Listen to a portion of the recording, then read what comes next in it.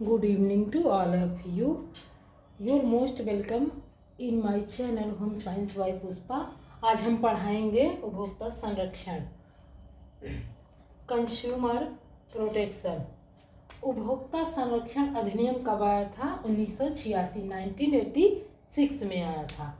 मिलावट निरोधक अधिनियम the prevention of food adulteration act 1954 PFA 1954 में भारतीय संसद ने एक अधिनियम पारित किया जिसका नाम था मिलावट निरोधक अधिनियम the prevention of food adulteration act 1954, जिसे PFA भी कहा जाता है।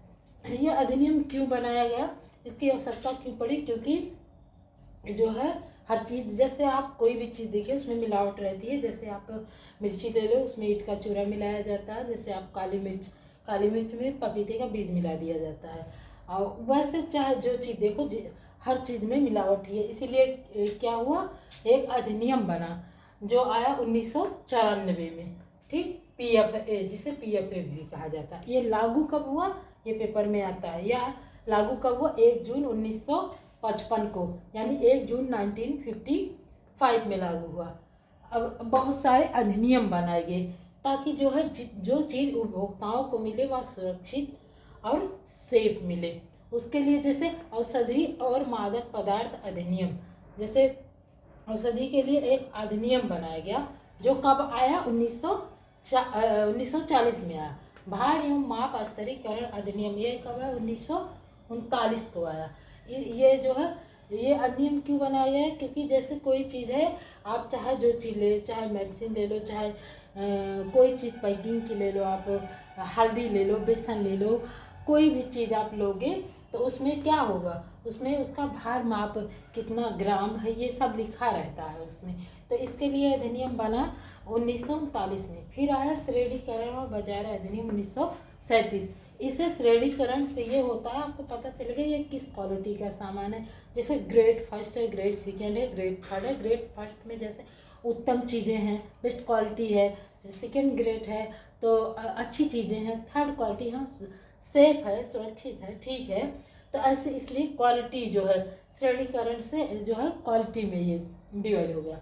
ये अधिनियम कब बना? 1937 में। फिर डिब्बा बंद वस्तु अधिनियम, ये कब आया? 1970 में आया। फिर विद्युत उपकरणीय गुणवत्ता नियंत्रण अधिनियम, ये कब आया?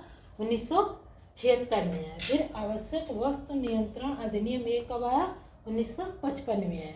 एकाधिकार और नियंत्रित व्यापार अधिनियम कब आया? 1969 में आया। फिर अब इसी से रिलेटेड क्या है, क्वेश्चन है। जैसे FPO रोकथाम करता है, किस चीज़ की रोकथाम करता है? मिलावट की, शुद्धता की, गलत माप तौल की, गलत लेबलिंग की, किस चीज़ की करता है?